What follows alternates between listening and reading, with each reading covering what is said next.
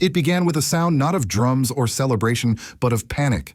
A border town called Namanga, usually filled with the laughter of traders and the hum of trucks crossing between Tanzania and Kenya, woke up to chaos. Tear gas drifted in the wind, crossing an invisible line that divides two nations, and with it came fear, confusion, and the echo of gunfire. On the Tanzanian side, the smoke rose higher. The country, once seen as a beacon of calm in East Africa, has now descended into unrest. After a controversial election where all opposition candidates were barred or jailed, President Samia Suluhu Hassan declared victory alone. But the people did not stay silent. They took to the streets of Dar es Salaam chanting for justice, for truth, for a voice that had been stolen. For 3 days, the protests spread, and when the government responded, it wasn't with dialogue, it was with bullets and blackout. As the internet went dark and soldiers filled the streets, the unrest didn't stop at the border. Kenyans in Namanga shouted in disbelief as Tanzanian police fired live rounds into their territory, injuring one man and dragging another body away. One woman cried, "We are not even protesting. Why are they shooting at us?" And now what started as an election dispute in Tanzania has become something much bigger, a regional test of democracy. If bullets can cross borders, what does that say about the future of East Africa? If silence follows this tragedy, who will be next? Stay with us as we uncover how a stolen election turned into a border tragedy and why the world's silence may cost Africa its voice. Please share this video if you believe that truth should never be silenced. Subscribe if you believe Africa deserves accountable leadership, not fear. October 29, 2025, the day Tanzanians were told to vote for stability. Instead, they voted in silence. There were no rallies, no debates, no opposition names on the ballot. The election that was meant to renew democracy became a ritual of obedience. Every rival to President Samia Suluhu Hassan had either been imprisoned, exiled, or disqualified. Even journalists covering the process had been warned, report results, not opinions. When the National Electoral Commission announced Hassan's landslide victory that evening, the streets of Dar es Salaam were quiet for a few hours, and then something broke. It started with whispers on WhatsApp and TikTok before the blackout. By dawn, hundreds of young Tanzanian students, motorcycle riders, market women gathered near Kariakoo Market, holding handwritten signs that read, "We are the opposition." They sang not with violence, but with anger mixed with grief. They had seen too many stolen elections, too many leaders preaching peace while practicing control. But this time, the government was ready for them. Within minutes, riot police appeared in armored trucks firing tear gas into the crowd. Videos captured chaos, smoke rising between buildings, protesters scattering, one young man clutching his chest and collapsing as others tried to carry him away. A woman's voice screamed, "Don't shoot. He's just a boy," across Dar es Salaam. Similar scenes unfolded. In Kinondoni and Temeke, the police surrounded neighborhoods, dragging away anyone with a phone or camera. By nightfall, the internet was cut nationwide. No WhatsApp, no Facebook, no way to speak or show what was happening. For many, that blackout was more terrifying than the bullets. A student later said in a voice note smuggled out through a VPN, "When the internet dies, truth dies first." On October 30th, protests spread to Arusha and Dodoma. Demonstrators burned posters of President Hassan and chanted for her resignation. State television showed only images of calm streets and patriotic songs, while foreign journalists were barred from reporting live. Meanwhile, the Tanzanian army chief appeared on national TV. Those who went to the streets on October 29th are criminals. They are enemies of peace and must be stopped immediately. His words sealed the narrative. In the eyes of the government, young citizens were now the enemy. In the eyes of the people, the state had declared war on its own children. Then came the border incident. In the small Kenyan town of Namanga, traders woke up to chaos. Smoke drifted from the Tanzanian side, and soon tear gas canisters began landing across the line, followed by gunfire. Local residents said Tanzanian police had fired live ammunition into Kenya, hitting 2 people. One of them, a young boda driver, was filmed being carried away before he died. A Kenyan shopkeeper shouted to reporters, "We are not protesting. They are shooting at us for nothing." The incident shocked both nations. Namanga had always been a place of connection, where truckers shared food currencies, crossed hands, and peace was taken for granted. Now that border symbolized the opposite, the export of repression. By October 31st, Tanzania's military presence had doubled in major cities. Roadblocks, curfews, arrests, every sign of a country tightening its grip. Yet the protests did not die. They only went underground. Graffiti began appearing on walls, "Free our votes." Whispered conversations replaced hashtags. VPNs replaced social media. What had started as a stolen election had now turned into a struggle for existence, not just for democracy, but for dignity. And as the smoke cleared over Namanga, one truth became visible, even through the haze. The line between citizen and enemy no longer exists, only the line between silence and survival. As October turned to November, Tanzania was no longer a nation in dispute, it was a nation under siege. The third night of protests brought something different: silence. Not the peaceful kind, but the silence that comes when fear replaces sound. Curfew sirens echoed through Dar es Salaam, warning anyone outside that they were now enemies of the state. Government soldiers moved through the streets, their trucks painted with slogans like "For Unity" and "Peace." But the only peace many Tanzanians felt was the quiet before another round of gunfire. Inside Kariakoo, the same market where the first chance of freedom began, the stalls were empty. Bloodstains mixed with spilled grain. One shopkeeper whispered to a journalist hiding nearby, "They say we are criminals, but who is robbing whom, those asking for votes or those stealing them?" By now, the death toll was impossible to confirm. Official reports spoke of 2 casualties. Opposition networks speaking through VPNs and satellite phones claimed over 700 deaths, a number that shook even the region's hardened observers. On state television, President Samia Suluhu Hassan appeared calm, even defiant. She thanked security forces for restoring order and warned foreign actors not to interfere. But the images on the ground told a different story: soldiers patrolling the slums, parents searching hospitals for missing children, journalists disappearing overnight. Then something unprecedented happened. At Namanga, the border town linking Tanzania and Kenya, protests reignited, this time from both sides. Kenyans gathered in solidarity, waving handmade signs that read, "We stand with Tanzania's youth." When Tanzanian police fired tear gas again, the canisters rolled into Kenyan soil. Shots followed. Screams followed. Videos posted online before the internet blackout spread further showed officers dragging a lifeless body away from the border as horrified traders looked on. The footage triggered outrage across East Africa. Kenyan commentators called it a declaration of arrogance across borders. One journalist on Citizen TV said, "When a government fires into another country, it's no longer about law and order. It's about power losing control." In Nairobi, political analyst Narima Waco appeared on live television, her tone both analytical and sorrowful.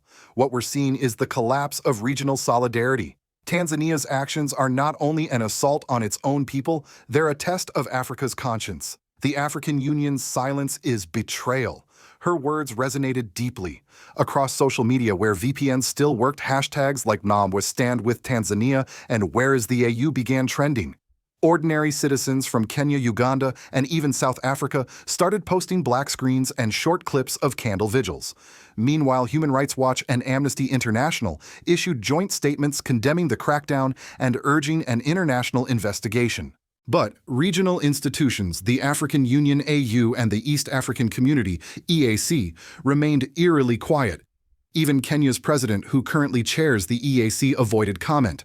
His silence became symbolic not of diplomacy, but of complicity.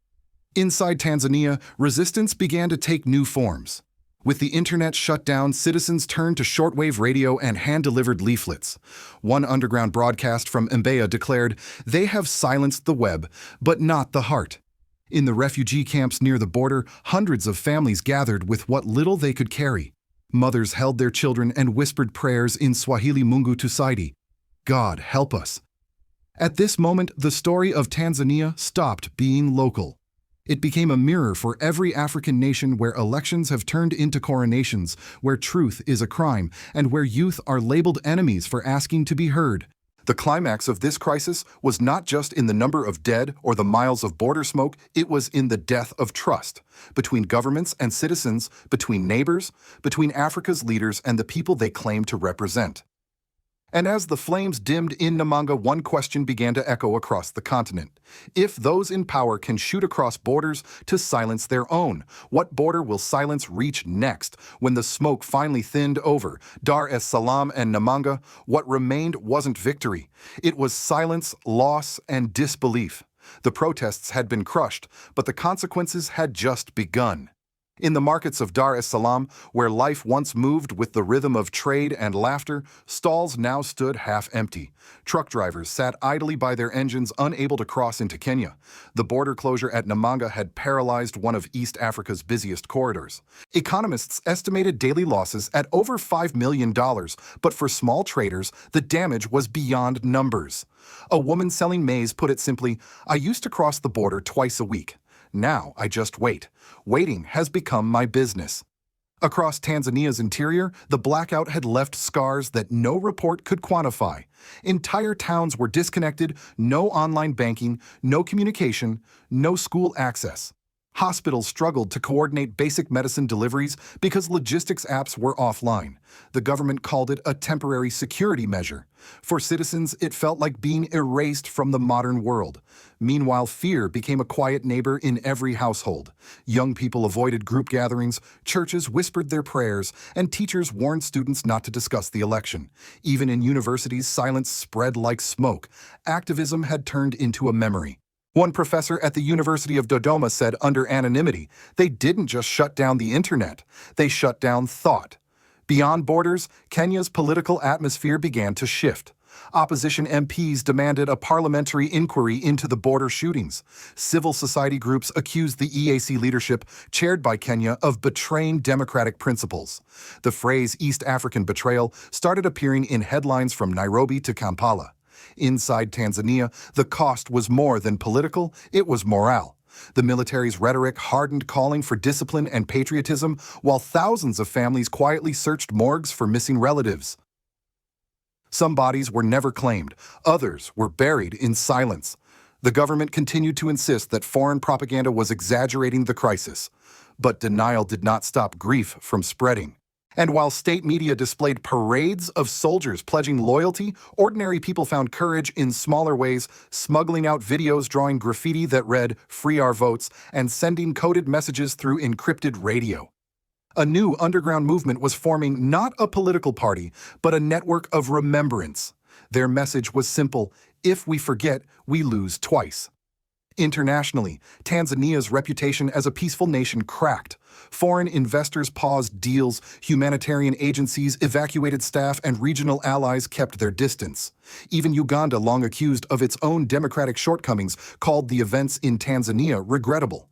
But the African Union still said nothing.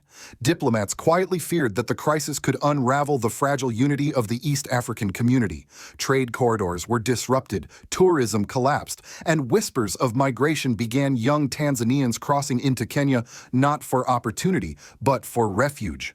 And in that movement, a grim symbolism took shape. The same generation once promised digital opportunity was now fleeing from digital silence. By mid-November, what remained in Tanzania wasn't order, it was exhaustion.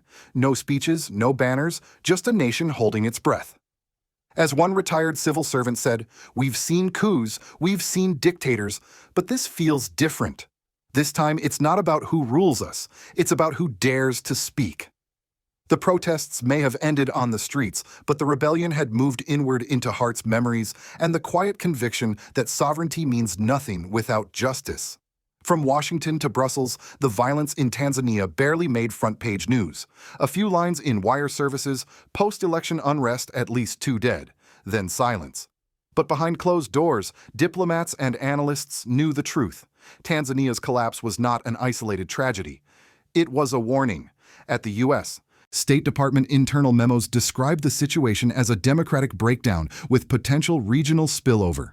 American intelligence sources confirmed the number of casualties could be in the hundreds, far higher than official claims. But with multiple global crises unfolding from Ukraine to Gaza, Tanzania was quietly filed under monitor, not intervene. For the West Africa's tragedies had become predictable headlines. For Africans, each silence was a reminder that their pain ranks lower on the world's moral ladder. The same pattern appeared again when protests erupted in Iran. The world responded with sanctions and outrage. When young Tanzanians died for demanding free elections, it was met with diplomatic caution and muted concern. Yet in academic circles across the U.S., some voices refused to stay quiet. At Howard University, a symposium titled The Second Scramble for Africa drew connections between resource politics, youth uprisings, and digital repression. One speaker said, "What's happening in Tanzania is not chaos, it's clarity. It's the moment young Africans realize that democracy imported from abroad no longer serves them." That statement echoed through think tanks in New York and London, where strategists debated whether a new generation of African leaders like Burkina Faso's Ibrahim Traore represented rebellion or renaissance. While Tanzania was shutting down the internet to silence dissent, Traore was expanding digital access to empower students and rural communities. Two leaders, two directions, two futures for Africa. Meanwhile, the United Nations Human Rights Council called for an independent inquiry, but the Tanzanian government dismissed it as foreign interference. China and Russia, longtime investors in East Africa, urged respect for sovereignty, effectively shielding the government from further scrutiny. In contrast, small nations like Namibia and Senegal broke the silence, calling for accountability and dialogue. Across the Atlantic, some American commentators began to ask uncomfortable questions. If the U.S. claims to defend democracy worldwide, why is its response to African repression so hesitant? If human rights are universal, why does outrage have borders? On social media, African Americans, especially younger generations, began drawing parallels between the struggle for justice in Africa and the civil rights legacy in the U.S. Tweets and videos under the hashtag #AfricaSpeaks highlighted the same cry for dignity that once echoed from Selma to Soweto. A viral post read, "They called us criminals in the 60s. Now they call Tanzanian youth the same. The fight hasn't changed just the continent." Geopolitically, the crisis in Tanzania also deepened global divisions. While Western powers hesitated, Russia and China saw opportunity, offering security cooperation to stabilize the region, the same script used in other crises. But Africans watching closely could see through the choreography, foreign powers offering stability only when it served their interests. And so, as the world watched or didn't, Tanzania became a mirror. For the U.S., it reflected a moral question. For Africa, it revealed a choice to stay silent and safe or to speak and stand. Because if the international community continues to treat African democracy as an optional concern, the next crisis won't just test a border, it will test the credibility of freedom itself. Night falls again over Tanzania, but this time it's not just the absence of sunlight, it's the quiet after something sacred has been broken. The internet remains dark. The streets are empty. And yet somewhere behind those walls, young people whisper to each other, trading hope like contraband. In the town of Namanga, the border lights flicker, traders sweep away tear gas shells from the road, mothers hush their children to sleep, and the echo of what happened lingers in the air. One man told a local reporter, "Borders mean nothing when fear crosses first." That fear now stretches far beyond Tanzania. It touches every country where elections are decided before ballots are counted. It touches every heart that once believed democracy was permanent. And it reminds us that silence, whether by leaders, neighbors, or the international community, is never neutral. Silence always chooses the side of power. For the African Union and East African community, this crisis will be remembered not by what they said, but by what they didn't. And for the rest of the world, Tanzania has become more than a country in turmoil, it's a mirror. A mirror reflecting the question we'd rather avoid. Do we defend democracy only when it's convenient or when it's right? Meanwhile, across the continent, another leader, President Ibrahim Traore of Burkina Faso, continues to speak of sovereignty, dignity, and self-determination. He reminds Africans that freedom must be built, not borrowed. That leadership means listening, not silencing. And that even in the darkest hour, a nation can still rise if its people refuse to kneel. So tonight, as Tanzania struggles to breathe under its own silence, we are left with one haunting truth. Freedom is not lost in one moment, it disappears one unspoken word at a time. Will Africa's youth rise again to reclaim it, or will they learn to live in the shadows of fear? And perhaps the harder question, will the world even notice? If you believe that silence should never win, if you believe that the truth is worth defending, then stand with those who refuse to be erased. Please share this video if you believe Africa deserves better than silence. Subscribe if you believe, like many of us do, that truth is more important than headlines and hope is stronger than fear.